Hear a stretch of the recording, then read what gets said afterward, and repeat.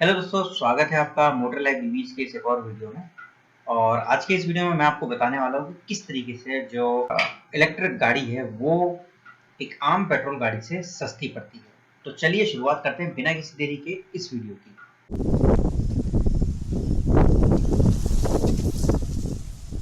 तो दोस्तों, सबसे पहले तो मैं आपको ये बता दूं कि जो पेट्रोल गाड़ी है उसमें जो मेन कॉस्ट है वो क्या होती है। यहाँ पर आप बेशक सोचेंगे कि जो पेट्रोल गाड़ी है उसमें मेन कॉस्ट होती है वो सबसे ज्यादा होती है। क्या ये सही जवाब है? मेरे हिसाब से नहीं। पेट्रोल गाड़ी में जो सबसे ज्यादा कॉस्ट होती है वो होती है उसके कंटिन्यूअसली उसका जो फ्यूल एक्सपेंस है वो सबसे ज्यादा होता है। जैसे फॉर एग्जांपल आपने एक मॉडरेट गियरलेस स्कूटर ली, 60 65 70 हज़ार में आ जाती है और लगभग 15 साल गाड़ी की लाइफ होती है और 15 साल में आप एटलीस्ट उसको 1 लाख किलोमीटर चला लेते हैं, इजीली चला लेते हैं। कई सारे लोग जो सेल्समैन है या जो डेली कम्यूटर है वो तो 15 साल छोड़िए 10 या 5 साल में भी 1 लाख किलोमीटर चला लेते हैं। अब आपने कभी कैलकुलेट किया है कि एक नॉर्मल जो पेट्रोल स्कूटर है जो कि लगभग 35 से 40 का एवरेज देती है, 40 भी अगर मान लूँ तो लगभग 80 रुपये लीटर पेट्रोल है। 40 का भी अब अगर एवरेज दे रही है जो कि बहुत अच्छा है। यूजुअली जो गियरलेस स्कूटर होती हैं वो 40 का एवरेज नहीं देती हैं, 30 35 का देती हैं, बट स्टिल हम एक बहुत ही आई कैचिंग फिगर रखते हैं तो 40 का एवरेज मान लेते हैं। तो लगभग 40 का माइलेज देती है।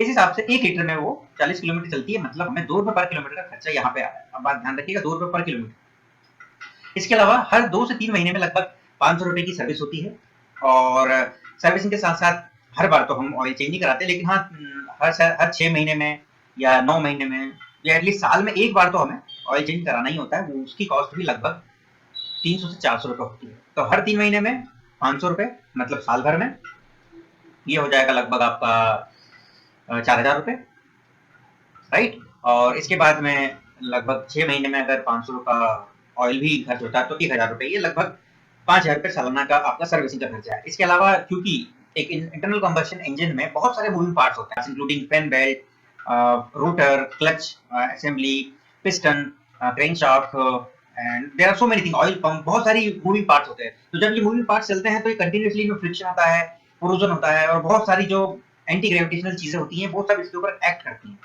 उस कंडीशन में क्या होता है, ये पार्ट्स घिसते हैं और तो इनको रिप्लेसमेंट भी करना होता है। कुल मिला के मेंटेनेंस निकलता है। तो एज फॉर एज हमारे पास में जितने ज्यादा मूविंग पार्ट्स होंगे हमें उतनी ही ज्यादा टेक केयर ऑफ उस मशीन की करनी होगी। तो सर्विसिंग, ऑयल चेंज, ये सब मिला के 5000 रुपए का एडिशनल खर्चा। अब 1 लाख किलोमीटर का मैंने लगभग आपको बताया था कि आप 15 साल में 1 लाख किलोमीटर चला लेते हैं। तो मतलब अगर इसको तो इस तरीके से लगभग एक साल में आप गाड़ी को 20,000 किलोमीटर चलाएंगे। तो दोस्तों यहाँ पर 20,000 किलोमीटर का मतलब है 40,000 रुपए का तो आपने उसमें फ्यूल डलवा ही लिया है, ठीक है। और उसके बाद में एडिशनल 5,000 का खर्चा, मतलब हर साल आपको 25,000 का खर्चा पेट्रोल गाड़ी के ऊपर आपको करना है। ठीक? अगर आपकी गाड़ी कहीं से स्क्रैच खा थोड़ी सी गिर जाती है, कोई जानवर आके उससे टकरा जाता है, वगैरह वगैरह। हालांकि ये सारे एक्सपेंसेस इलेक्ट्रिक में भी हो सकते हैं, बट वहां पर इलेक्ट्रिक गाड़ी में एक फैक्टर है जो इन सब चीजों से आपको बचाएगा, वो है स्पीड लिमिट फैक्टर। पेट्रोल गाड़ी को आप 40 50 60 70 80 90 100 110 तक एक्सेलरेट कर सकते हैं, but as far as I know जो इलेक्ट्रिक गाड़ी है वो मैक्सिमम, अगर आप बहुत अच्छी इलेक्ट्रिक गाड़ी भी परचेस करते हैं तो वो बामुश्किल 70 क्रॉस करेगी। खैर, जो 70 क्रॉस करेगी उसकी कीमत वैसे ही पेट्रोल गाड़ी से बहुत ज्यादा होगी, लगभग 1.5 से 2 लाख के आसपास ही जाएगी। लेकिन हम उस सेगमेंट की बात नहीं कर रहे हैं, हम हाई स्पीड सेगमेंट की बात नहीं कर रहे हैं। हम यहाँ पर बात कर रहे हैं जो लो स्पीड सेगमेंट है उसकी। लो स्पीड सेगमेंट एक ऐसा सेगमेंट है जो कि जो रीजनल ट्रांसपोर्ट ऑफिस होता है, मतलब जिसको कि हम आरटीओ कहते हैं, आरटीओ के दायरे से बाहर आता है। इन लो स्पीड गाड़ी को चलाने के लिए आपको लाइसेंस की जरूरत नहीं पड़ेगी। आपके पास में अगर इंश्योरेंस नहीं है, that is again optional thing, अगर नहीं है तो कोई दिक्कत नहीं है। इसके अलावा आरटीओ नंबर आपकी गाड़ी को नहीं दिया जाएगा। कुल मिला के बहुत ही ज्यादा बेनिफिशियल रहेगा, क्योंकि इससे सीधा सीधा आपका एक इंश्योरेंस का जो ईयरली एक्सपेंस वो बच रहा है, और आरटीओ के कई सारे जो आपको पीयूसी टेस्ट कराने होते हैं हर साल या हर 3 से 4 महीने में, पेट्रोल गाड़ी के साथ भी होता है। हालांकि टू व्हीलर में इतना कंपलसरी नहीं है, लेकिन जब पुलिस वाले पकड़ लेते हैं तो वो आपकी टेल लाइट के ऊपर भी चालान बना देते हैं। लेकिन एनीवे, तो ये सारे खर्चे जो इलेक्ट्रिक गाड़ी में नहीं है। तो यहाँ पर आपने देखा कि मैंने आपको बताया कि पेट्रोल गाड़ी में लगभग 25,000 रुपए का मिनिमम खर्चा आपको करना ही है। अब कंपेयर करते हैं पेट्रोल, तो अब करते हैं कंपेयर एक इलेक्ट्रिक गाड़ी को। इलेक्ट्रिक गाड़ी की एक लो स्पीड इलेक्ट्रिक गाड़ी की अगर मैं बात करूं, उसमें भी मैं लिथियम आयन गाड़ी की बात नहीं कर रहा हूं, क्योंकि लिथियम आयन के नाम पर भारत में कई सारी जो इलेक्ट्रिक गाड़ी बनाने वाली कंपनियां हैं वो बेवकूफ बना रही है लिटरली। जहां हमें जो नॉर्मल वीआरएल बैटरी होती है उसमें 1 साल की वारंटी मिलती है, 12,000 किलोमीटर की वारंटी मिलती है। वहीं लिथियम आयन के ऊपर मैक्सिमम आपको 2 साल या 3 साल की वारंटी मिलेगी, लेकिन कीमत जो लेड एसिड बैटरी है उससे 4 गुना 5 गुना कीमत ज्यादा है। तो अगर आप यहाँ पर कैलकुलेट करें, एक नॉर्मल जो 60 वोल्ट से ऑपरेट होने वाली अगर कोई इलेक्ट्रिक गाड़ी है और अगर उसमें 5 बैटरियां लग रही हैं, ऑफकोर्स 5 ही लगेंगी, अगर 60 वोल्ट की तो 12 पंजे 60 होता है, 5 बैटरियां लग रही हैं, लगभग 3000 की अगर एक बैटरी आती है तो 3 पंजे 15,000 रुपए का उसका पूरा बैटरी पैक होगा। और 1 साल की गाड़ी के साथ में वारंटी है। तो आपको पता है कि अगर 1 साल की कोई कंपनी वारंटी दे रही है तो उसको ये कॉन्फिडेंट तो है कि वो 1 साल से ज्यादा चलेगी। क्यों? क्योंकि जैसे ही बैटरी बनी वैसे ही तो आपको मिल नहीं जाएगी, वैसे ही तो मार्केट में आके बिक नहीं जाएगी वो। 2-3 महीने वो मैन्युफैक्चरर के यहाँ रखी रहती है, 1-2 महीने डिस्ट्रीब्यूटर के यहाँ रखी रहती है, 1-2 महीने रिटेलर के यहाँ रखी रहती है, उसके बाद आपको मिलती है। तो मतलब उनको पता है कि लगभग 3 साल इस गाड़ी की, इस बैटरी की लाइफ होगी, तब जाके वो आपको 1 साल की वारंटी देते हैं। तो अगर बहुत अच्छे से आप टेक केयर ऑफ करें किसी भी वीआरएल बैटरी की, बैटरी पैक की, तो मुझे लगता है कि वो 1.5 से 2 साल 2.5 साल तक आपको सर्विस दे सकता है। उसकी कीमत कितनी है? 15,000। बहुत मोटा हिसाब मैं बता रहा हूँ आपको। अगर यहीं पर मैं सेम कैपेसिटी मतलब 12 वोल्ट और या 20 एम्पियर, 24 एम्पियर या 30 एम्पियर तक की बैटरी पैक लूं तो मार्केट में उसकी जो कीमत है वो भी 21,000 रुपए से लेके तो 32,000 रुपए तक आपको मिलेगी। डिपेंड करता है अलग अलग जो उसकी कैटेगरी होती है कि कितना करंट एक साथ ड्रेन कर सकते हैं, वो सी कौन से सी टाइप का है, मतलब उसमें बहुत सारी कैटेगरी होती है, तो उसमें मैं आपको बाद में डिटेल में बताऊंगा। कुल मिला के वारंटी का इश्यू है। लिथियम आयन में आपको 2 साल की वारंटी मिल जाती है, जबकि लेड एसिड में आपको 1 साल की मिलती है। एक और बड़ा फैक्टर जो कि दोनों को आपस में एक दूसरे का राइवल बनाता है वो है वेट रेशियो।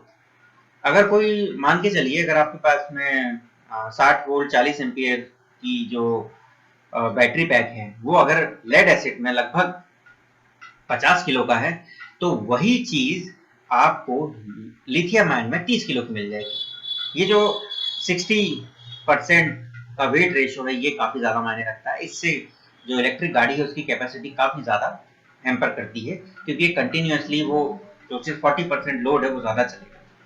बट यहाँ पर फिर मैं वही कहूंगा कि लिथियम आयन में वेट कम हो सकता है, पर एक आम आदमी की पहुंच में वो बिल्कुल नहीं है।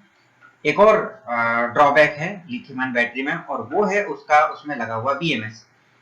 Just because of that BMS होता क्या है कि जैसे ही लिथियम आयन बैटरी का जो बफर लेवल है जैसे वहां पे पहुंचता है बीएमएस एकदम से कट ऑफ कर देता है सप्लाई को। उस कंडीशन में आपकी गाड़ी जहां है वहीं खड़ी हो जाएगी। You can not move for a single kilometre. But in VRLA lead acid battery अगर आपको पता है कि आपकी बैटरी यहाँ से डाउन हो रही है और वहां पर कंट्रोलर झटके लेना शुरू कर देता है या फिर जो भी होता है उसमें, you just need to wait for 5 minutes, 1 से 2 किलोमीटर आपकी गाड़ी बहुत इजीली चली जाएगी। It's my personal experience, that's why I am telling you. तो ये सारी जो कुछ चीजें मैंने आपको एक्सप्लेन करी, ये कुछ लिमिटेशंस हैं और कुछ अच्छी बात है इलेक्ट्रिक गाड़ी के बारे में। और ऑफ कोर्स पेट्रोल गाड़ी के बारे में एक बहुत अच्छी बात है वो ये है कि उसमें आपको एक लिमिटलेस डिस्टेंस मिलता है और काफ़ी अच्छी स्पीड मिलती है।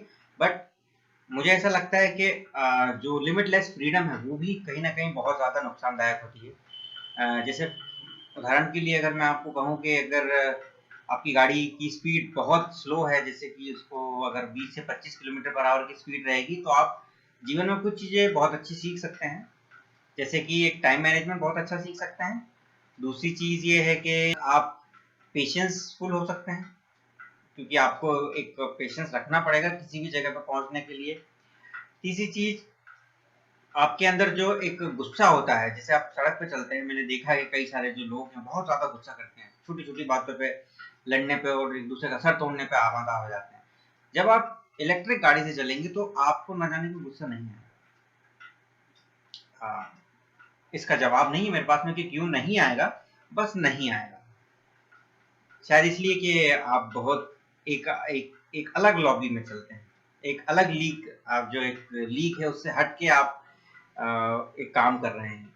और सबसे अच्छी और नोबल चीज जो कि इलेक्ट्रिक गाड़ी को राइड करने में है वो है एक सेल्फ सेटिस्फैक्शन कि हम अपना कार्बन फुटप्रिंट कम है, आपका कार्बन फुटप्रिंट कहीं ज़्यादा कम होगा किसी भी जो पेट्रोल स्कूटर है उस पर्सन के मुकाबले। दूसरी चीज़, आप पर्यावरण को दूसरों के मुकाबले कम नुकसान पहुंचा रहे हैं। तीसरी चीज़, आप सेविंग तो कर ही रहे हैं, साथ में अर्निंग भी कर रहे हैं। तो अगर आपकी इनकम 20,000 रुपए और उसमें से आप 16,000 रुपए महीने के खर्च कर देते हैं तो आपकी जो टोटल सेविंग हुई 4,000 रुपए। लेकिन वहीं अगर आपकी जो तनख्वाह है अगर वो 15,000 रुपए है, लेकिन उसमें से आप 15 में से आप 9,000 रुपए बचा लेते हैं और 6,000 में अपना घर चला लेते हैं, तो आपकी जो टोटल सेविंग हुई वो 9,000 रुपए। तो मुझे लगता है कि वो 9,000 वाला जो बंदा है, वो जो 15,000 वाला बंदा है, वो 20,000 वाले बंदे से ज्यादा अर्न करता है, क्योंकि कितना आपने खर्च किया ये मैटर नहीं करता। At the end of month how much you have saved, that's matter. तो ये सारी कुछ चीजें हैं जो मुझे इलेक्ट्रिक गाड़ी के बारे में बहुत ज्यादा पसंद है। और भी इसमें बहुत सारी अच्छी चीजें हैं, जैसे मुझे कभी पेट्रोल टैंक फ्यूल डलवाने नहीं जाना पड़ता। इटसेल्फ ये एक सोशल डिस्टेंसिंग है, क्योंकि पेट्रोल टैंक पे कई बहुत ज्यादा भीड़ भी होती है और अननेसेसरी समय भी लगता है। हालांकि वो समय स्पीड के कारण थोड़ा सा एडजस्ट हो जाता है उसमें कहीं ना कहीं बीच में। इसके अलावा आपको कभी भी सर्विसिंग के लिए नहीं जाना है, क्योंकि जितनी भी इलेक्ट्रिक गाड़ियां होती हैं वो सर्विस लेस होती हैं। कभी आप इंजन ऑयल चेंज नहीं होता, कभी इसमें ऑयलिंग, ग्रीसिंग, बुशिंग इस टाइप की कोई चीज नहीं होती, क्योंकि उसमें इंजन ही नहीं होता है। तो जब इंजन नहीं है तो ये सारी चीजें भी बाहर हैं इसमें। तो ये कुछ चीजें हैं इलेक्ट्रिक गाड़ी को जो यूनिक बनाती हैं। और आज के समय पे तो जो इलेक्ट्रिक गाड़ियां वो इतनी ज्यादा एडवांस है कि आपको उसमें centralize locking system, anti theft और डिस्टेंस टू एम्प्टी, ये सब जो एडवांस फीचर है, और हाँ हाई एफिशिएंट एलईडी लाइट भी आपको इलेक्ट्रिक गाड़ी में मिल जाती है। और एक और बहुत अच्छी चीज जो कि इलेक्ट्रिक गाड़ी में अभी आ रही है वो है रीजनरेटिव ब्रेकिंग। जी हाँ, ये जो कॉन्सेप्ट है ये आपने रेलवे में सुना होगा, लेकिन आजकल की जो इलेक्ट्रिक गाड़ियां हैं उसमें भी रीजनरेटिव ब्रेकिंग आता है। जब हम उसको करंट देते हैं तो मोटर घूमती है, लेकिन घूमती हुई मोटर से अगर अपन करंट लेना चाहें तो ये भी पॉसिबल है, क्योंकि डीसी मोटर अपने आप में एक मोटर भी होती है और एक जनरेटर भी होती है। तो इस गाड़ी में यही बहुत अच्छी एक बात है कि आप एक स्मार्ट ब्रेकिंग करके अप टू 10 to 15% तक अपनी बैटरी को ऑटो रिचार्ज या रीजनरेटिव ब्रेकिंग से सेल्फ चार्ज कर सकते हैं। हालांकि सेल्फ चार्जिंग आप कैलकुलेट नहीं कर सकते, लेकिन इसका जो फायदा है वो आपको आपकी गाड़ी के माइलेज में मिलेगा। जैसे फॉर एग्जांपल अगर आपकी गाड़ी 50 किलोमीटर चलती है तो 10 या 20% के हिसाब से 55 या 56-57 किलोमीटर भी चलेगी। बट द थिंग इज कि you need to be very smart. उनको अगर आपने हार्श राइडिंग की, the mileage will goes down and you can count on it.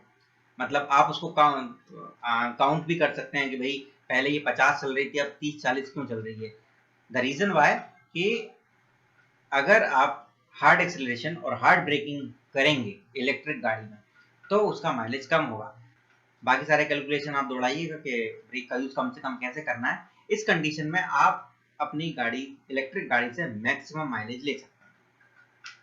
तो आई होप गाइस कि ये छोटा सा वीडियो और एक क्विक वीडियो था, क्योंकि मैंने बिना किसी कैमरा सेटअप के जस्ट लैपटॉप से शूट कर दिया है, आपको पसंद आया होगा।